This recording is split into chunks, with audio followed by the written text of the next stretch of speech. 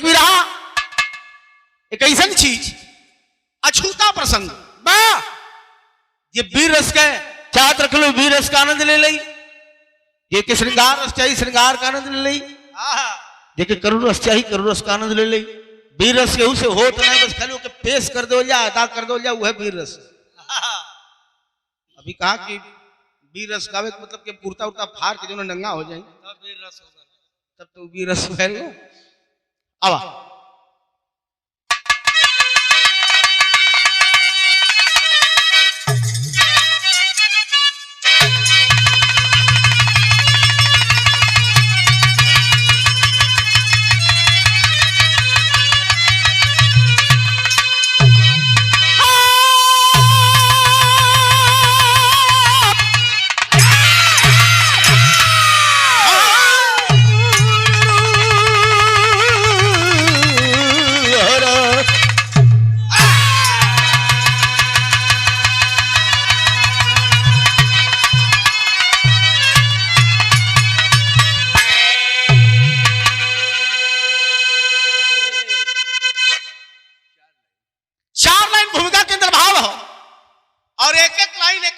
बराबर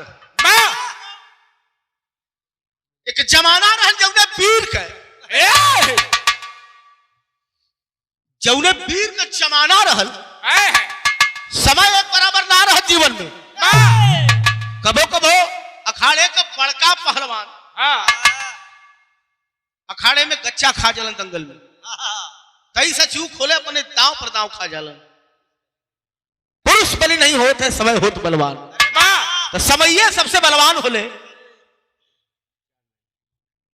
तो 4 लाइन भूमिका में इशारा कभी कैसे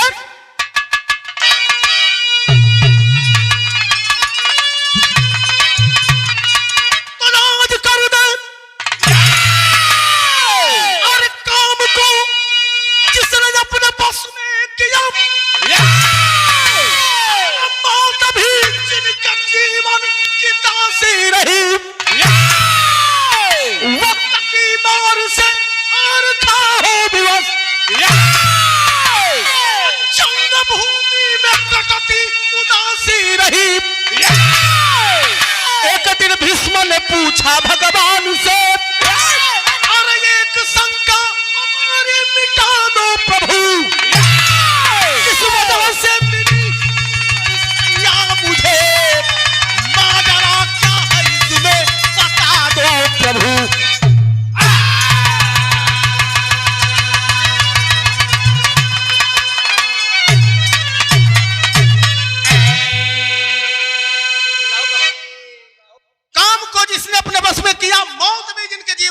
रही मौत जकरे जीवन के दासी रहल, ऐसन भी के रहलू के जेके इच्छा मृत्यु प्राप्त रहल दादा भीष्म। केहू आगे पड़े ना जमाना रहल।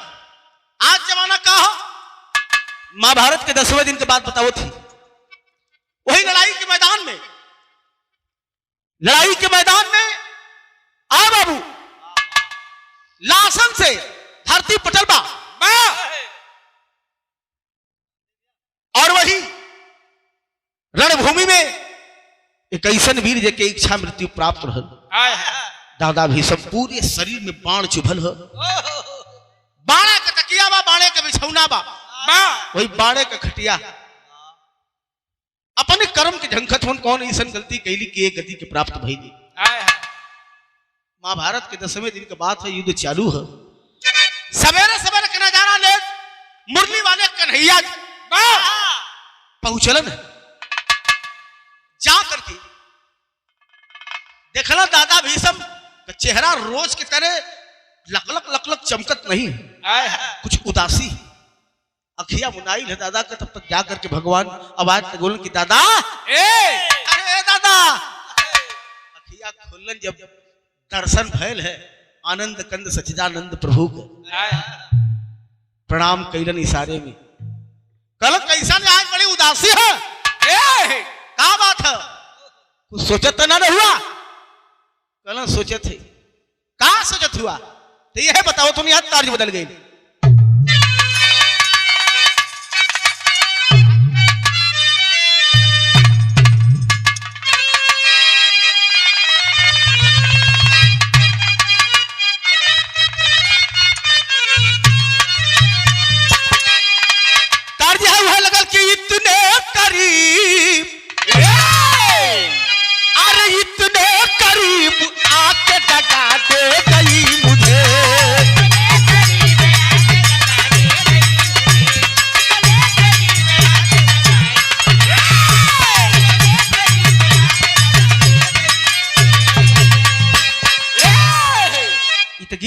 भाव गल गाना के अंदर दादा भीषम यह सवाल कैलन का चलत है करेजा में ए दिल में क्या रे छलनी किया पतन को मेरे पार बताओ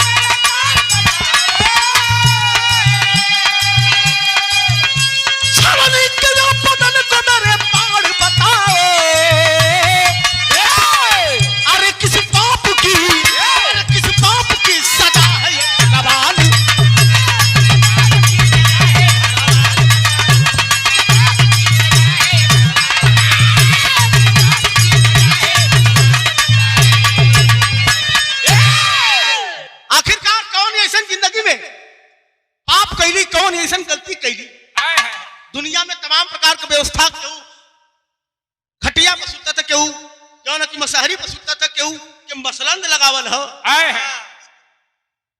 लेकिन हम कौन ऐसा पाप कैली कि पूरे शरीर में ही बाढ़ चुभल हो कहे कि पूरे आदमी का कर्म जवन हो भगवान के आदमी का कर्म जवन है जैसन कर्म करला ओके वैसन ओकर फल मिलेला संसार सागर हो छोट बड़ गलती सब ही से होला आपो से कुछ गलती ऐसा हो गई हो वो तो झेल ही पड़ी अरे पूरे कर्मों का नतीजा बुरा निकलता है पूरे कर्मों का नतीजा बुरा निकलता है कर्म भी पाके समय से मचलता जिंदगी में यहाँ तुमने बहुत सा कर्म किया जिंदगी में यहाँ तुमने बहुत सा कर्म किया कहीं पे पाप किया तो कहीं पे धर्म किया कल सब वही से गलती हो जाने तो कहीं पाप कहीं धर्म जितने धर्म कैला उतने अधर्म भयल अधर्म कहीं बढ़ के बहल तो वही अधर्म का नतीजा हो कि गति के प्राप्त हुआ आत्मोहन के सुन के भीष्म हुए मूक सुनो आत्मोहन की सुन के भीष्म हुए मूक सुनो बता दो मुरली वाले क्या हुई है चूक सुनो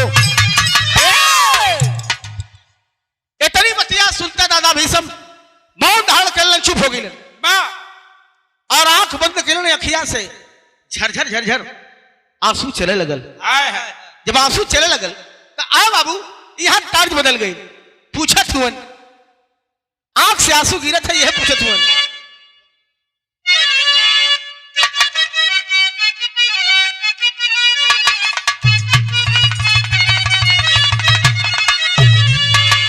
लगल कौनो देहाती मेहरारू हो और खासकर दूध दुहे वाली के मेहरारू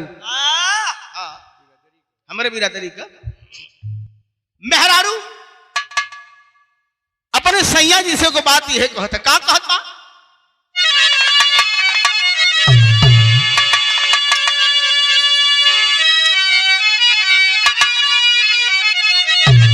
अरे जवन जवन कहबा सैया अरे मन जीवनिया में चल जा विदेश राजा चढ़ली जवानिया में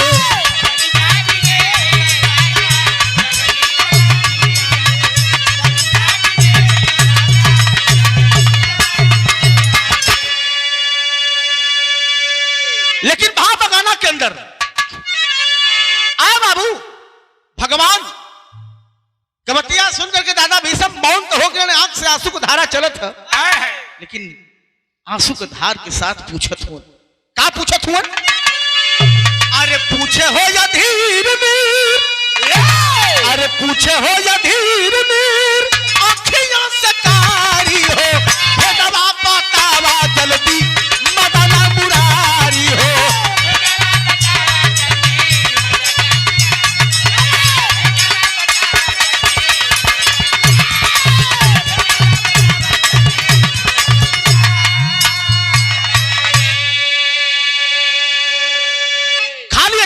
चाहती काम इतना जानना चाहते जिंदगी में कैली ऐसन कवन कसूर हो।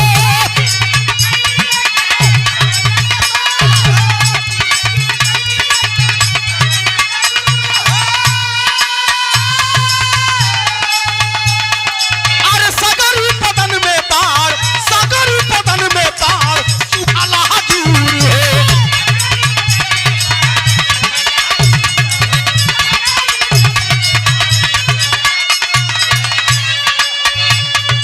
काला बस इतना जाना चाहत है कि कौने पाप का सजा हम भोगत है, कौन ऐसा गलती कैली के गति के प्राप्त भइली। तब मुरली वाले कन्हैया जी थोड़ा सा रौद्र रूप में बताओ तुम। दादा सुना, कैला पाँच चूक अपने, कैला पाँच चूक अपने जिंदगी में भारी हो, कैला पाँच चूक अपने जिंदगी में भारी हो। दवा बतावे लगल बदन मुरारी।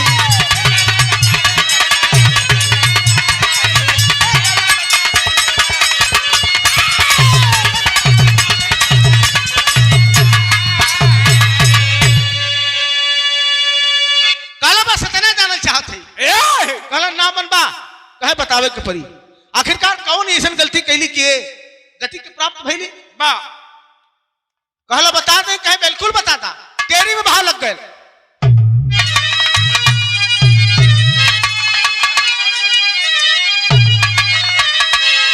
अरे मोहन से सुन के पांचू बतिया,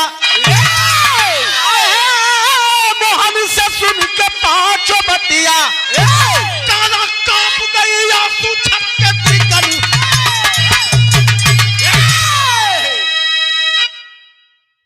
काला कांप गई आंसू छलके त्रिगन से, मोहन से सुन के पांचों बतिया। सोचे लगल मुरली वाले कन्हैया जी की बताई कि ना बताई। अगर इनके दुख तकलीफ हुई तो बड़ा आया है। कहला याद करा पहली गलती बताओ तुम का।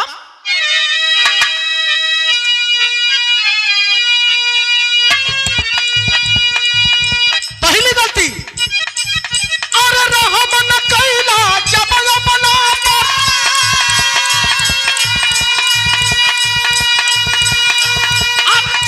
सजा के दहली जान।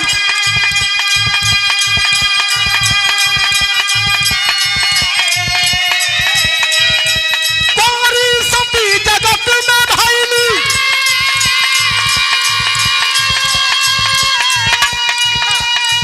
अरे चला के बाल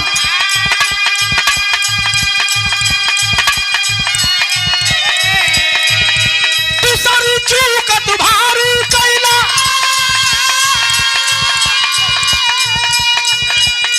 अरे गुरु संग लड़े चला के बाल।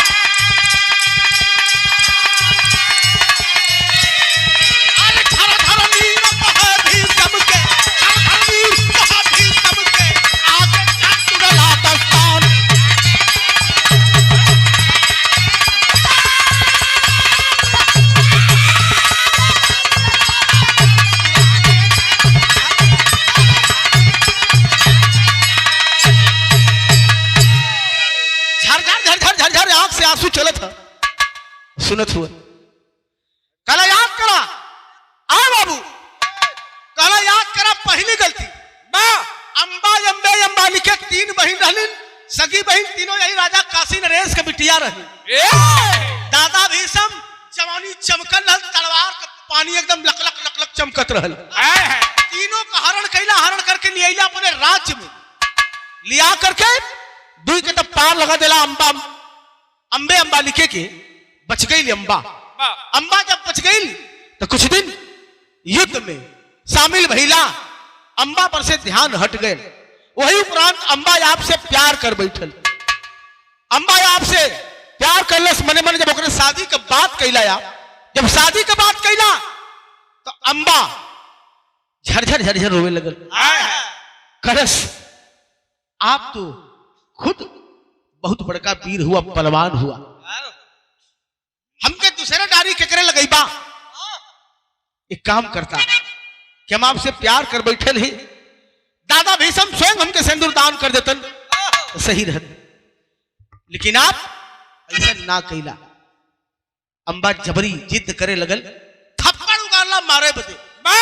अरे अबला रहल इतना बड़ा वीर हो करके एक अबला के साथ इतना अन्याय। जब थप्पड़ उगारला मारे बदे अपमान बर्दाश्त ना कैलस, जा करके चिता सजा करके कुंवारी सती हो गई। सती प्रथा का जमाना रहल, तोहरे नाम पर चिता सजा करके सती हो गई। पहली गलती या पे कहना बिल्कुल हमारा कहना तोहरे नाम पर अम्बा सती हो गई, पहली गलती। और दूसरी गलती भैया है कहना, दूसरी गलती लोग अपने गुरु का सम्मान करना, पांव पूजन आदर करल, लेकिन बारे दादा भीषम तोहार मति भरम हो गई। लड़ाई के मैदान में जिसमें तोहार गुरु तोरो सामने अलन, सामना कैला उनकर बराबरी में बाढ़ चढ़ा के लड़ला, अपमान कैला उनकर, अपने गुरु का अपमान कैला। तो ये हो दूसरी गलती है, एक सजा तो ही के न लगी केहू और की लगी। पहली गलती अम्बा के सिंदूर दान ना कैला, दूसरी गलती अपने गुरु का अपमान किया, तीसरी गलती कौन है?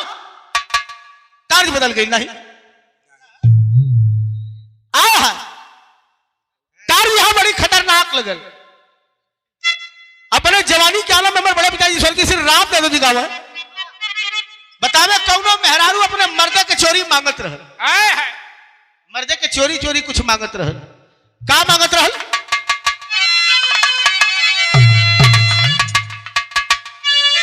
यह कहा, अरे अपने बलमुआ की चोरी, अरे अपने बलमुआ की चोरी गोरी मांगा धूना धूनावा।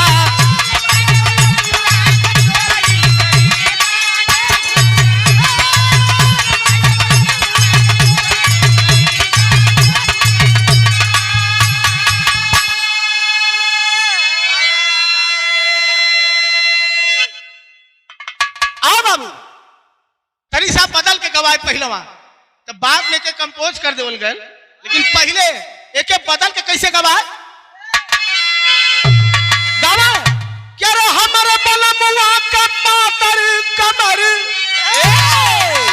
अरे हमारे बलमुआ का पातर कमर पलटनी नहीं दे।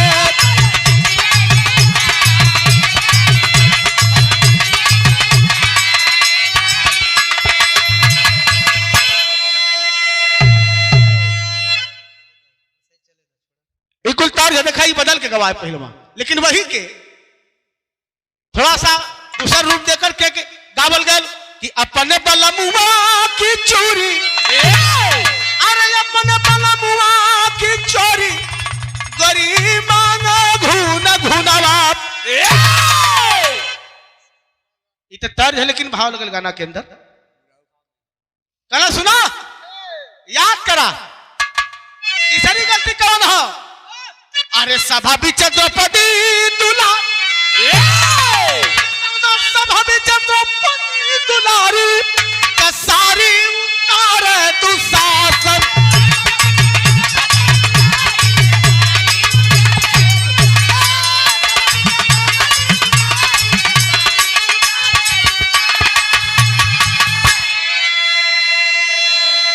भवन सभा में कला जैसे में दुशासन द्रौपदी का बाल पकड़ करके खींचत लिया करके भरल महफिल में सबके सामने नंगी करे लगल।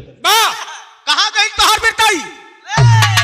वो महफिल में सबसे बलवान सबसे विद्वान आदमी रहला तू। अरे दादा एक आखर ना बोलला कि हाँ बेटा गलत करत हुआ। अरे तोरे कुल के बधू, तोहार पौत्र बधू, तोरे घर के इज्जत सरे राह सरे महफिल में नंगी करल जाता, नीलाम होत रहा, लेकिन एक जाप आखर ना बोलला कि हाँ बेटा गलत करत हुआ। तो तीसरी गलती है। अरे दादा कुछ तो बोलल होता। अरे बन के रहत गईला मौला तू साधी, बिचारन करमवा होई गईला अपराधी।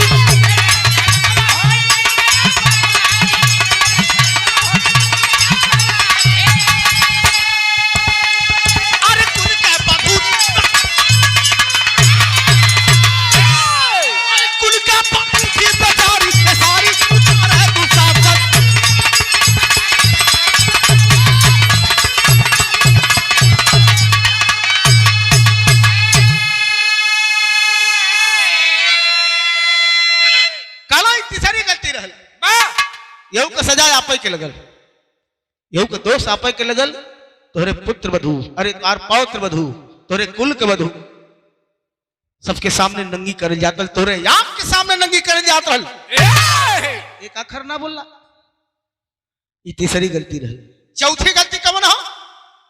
बिरहा हमारे एकदम बस 5 मिनट और बचल हो। चौथी गलती कौन रहा? ताज बदल गई।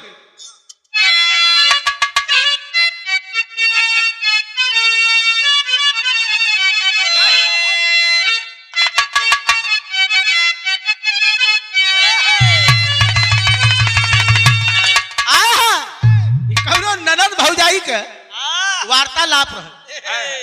ननदिया जो बड़ा चोनहराय की अपने भौजाई से जो कर ब्याह शादी लगल, कलश की भौजी हो विदैया में कुछ दिया, हाँ ब्याहे में हमरे कुछ दिया चाहे मत दिया, एक चीज जरूर दे दिया।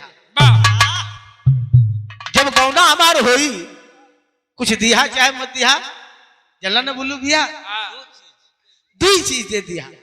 का मांगत रहल? अरे कही ना भौजी भैया जी से दे दे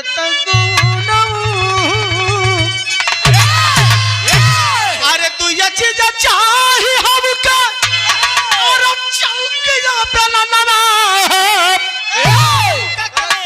एक चौकी दे दिया, एक बेलना दे दिया, ये मत भूलिया। कहना सर इतनी दुनिया भर का चीज दिया था, तू चौकी बेलना पर मोहा गेलू। अरे हीरो होंडा गाड़ी है, वॉशिंग मशीन है, फ्रिज है, एयर कंडीशनर है, बेलना क्या करबू? कहे कि 2 चीज चाहिए हमका, और चौकिया पे लनवा और लुइयो कटत गाल हिले, लुइया कटत गाल हिले, बेलत के जबाना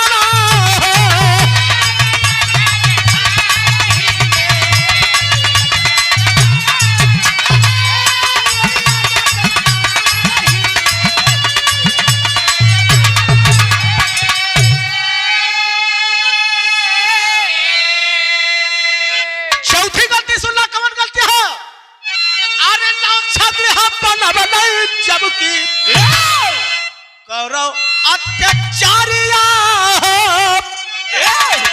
क्षत्रिय बनावला जबकि अत्याचारिया अरे बेदारा के जान नहीं, बेदारा के जान नहीं, देहाला खबरिया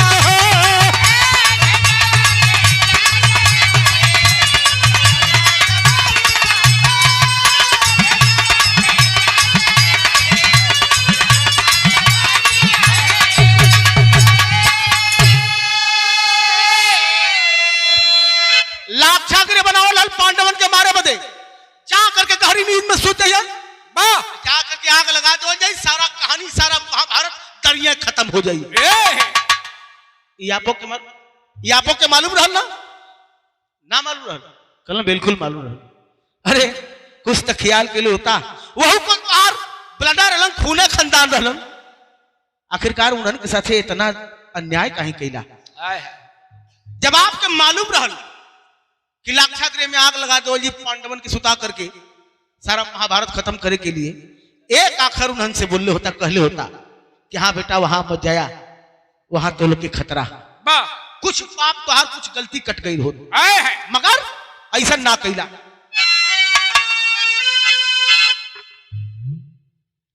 आपके ऐसा कैला से भयल का भैया भैया भैया कह करे पाप के सगारा में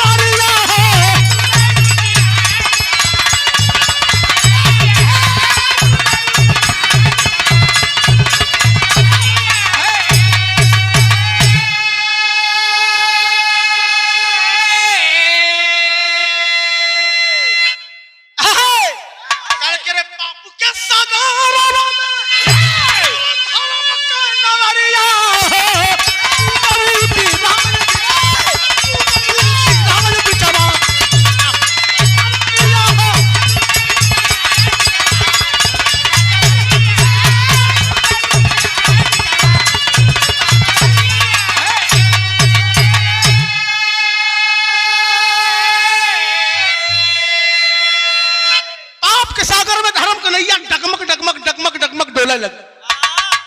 पापट में भाव है।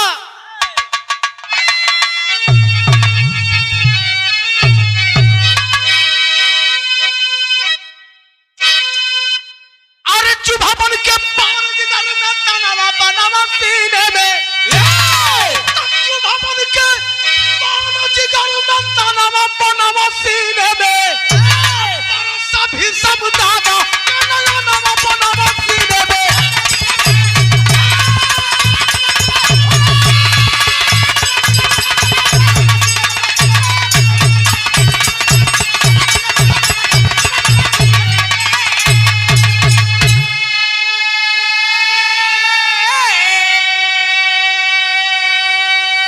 सोचा लगल कितना बड़ा पापी, कितना बड़ा अत्याचारी, कितना बड़ा अन्यायी है हम।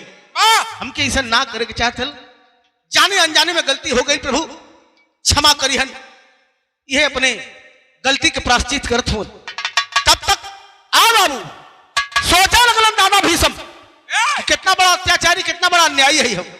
लेकिन तब तक मुरली वाले कन्हैया जी फिर इशारा के लगाया दादा सचत हुआ। अरे सोचा कम तने मेरे बतिया पर ध्यान दा, चरियट बतौले पछवी बाकी है कहना, तब यहू के धीरे से बताया था कि एकदम धीरे धीरे रेतत हुआ लेके उसे बढ़िया हाथ चितना एक के बार मारा काम हो जाए। तब बताओ तुम काम आल्हा में प्रमाण हो।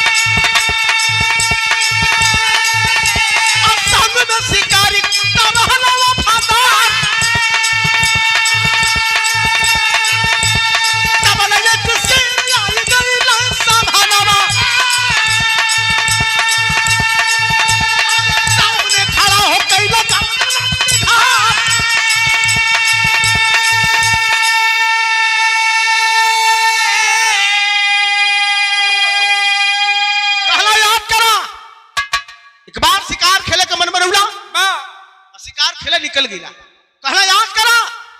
अरे एक बार शिकार खेले के मन भइल, शिकार खेले निकलला, रथ घोड़ा सजल, सारथी एकदम चौचक तैयार भइल रथ हाके बदे। और वही समय जैसे ही आप दाहिना कदम रथ पर बढ़ावत हुआ तब तक बाएं पैर में आकर के आप के हाथे का पालल जियावल एक छोटा सा कुत्ता का बच्चा आकर के वही बाएं पैर में लपटिया गल, पैरवा चूमे जाटे लगल।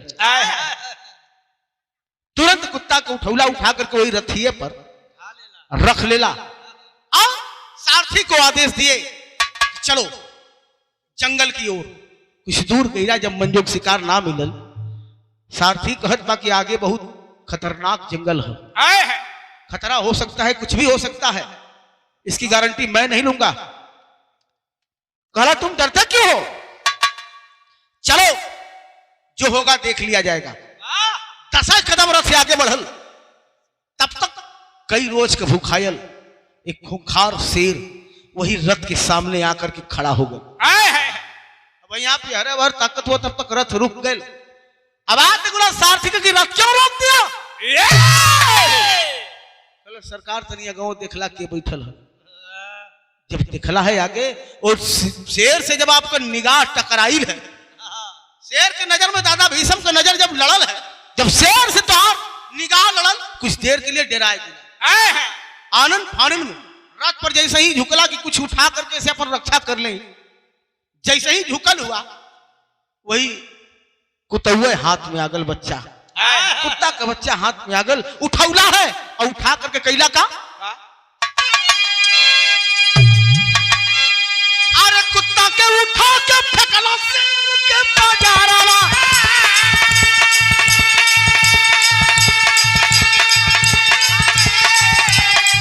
अरे नाद फनी काट ऊपर गिरा होला चार,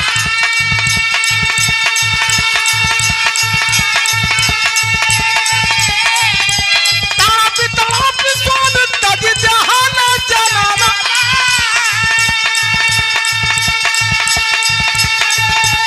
ए बाबू तड़प सोन तज जहान जाना।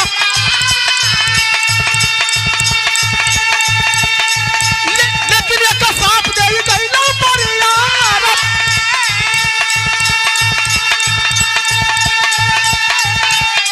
और जैसे आज करना तुम्हार हमारे बदन में।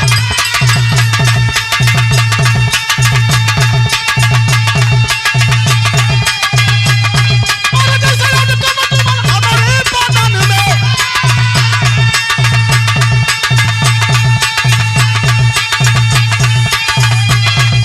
चल होई बाल से शरीर एक और हो।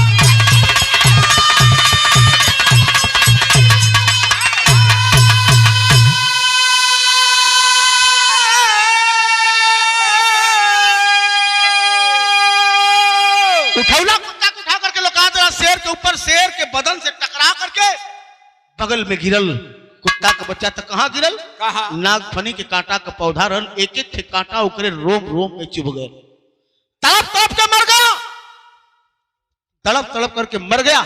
अब मरते मरते एक श्राप दे गया। का कौन श्राप देहलस?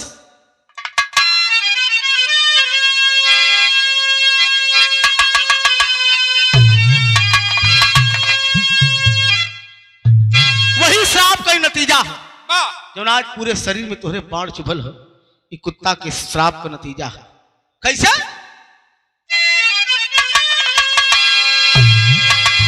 श्राप देकर सुन, ताज जहाना जनाब। वही पाप सा बादान में चुभल बाबा नामा।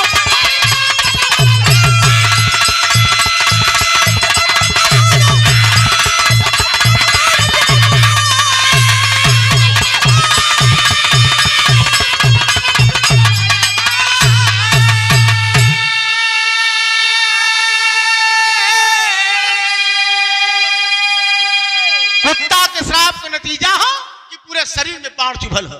बा यह श्राप दिलस की जा जौन गति के हम प्राप्त भले, जिसे आज हमारे पूरे रोम रोम में ही कांटा चुभल, एक दिन त्योहार आई तो पूरे शरीर में बाढ़ चुभी। बा लेकिन एक भेद और खोलत हो, सुना अभी कहानी खत्म नहीं, एक भेद और बताओ तुम दादा तनियहू के सुनला का। वहाँ अम्बा बन के जग में शिखंडी फिर अइले, तोहर जिंदगी का कान होई गइले।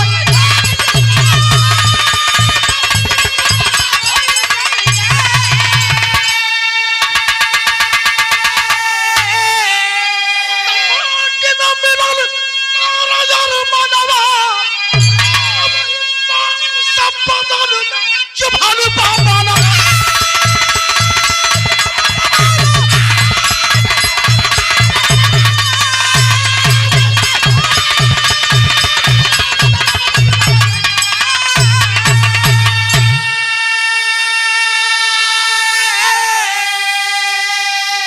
अरे खुदे उ कपारे पर है पाउड लुई बा ऊपर, वह अम्मा जौने के सिंदूरदान ना केलेला। बा अंत में शिखंडी के रूप धारण करके आई। शिखंडी न आदमी में ना मेहरारू में आए है बीचे वाला रहल। बीच वाला का रहल? हां बीच वाला, हाँ, यानी छक्का रहल, छक्का रहल। और आप प्रण करे लगे जहिया रण मैदान में अगर मर्द वीर लड़िहन तब तो दादा भीषम के अस्त्र शस्त्र उखल रही, जहिया सारे हिजड़ा मौगा याद हैं दादा भीषम के अस्त्र शस्त्र रखा जाए। बा माटी में मिलल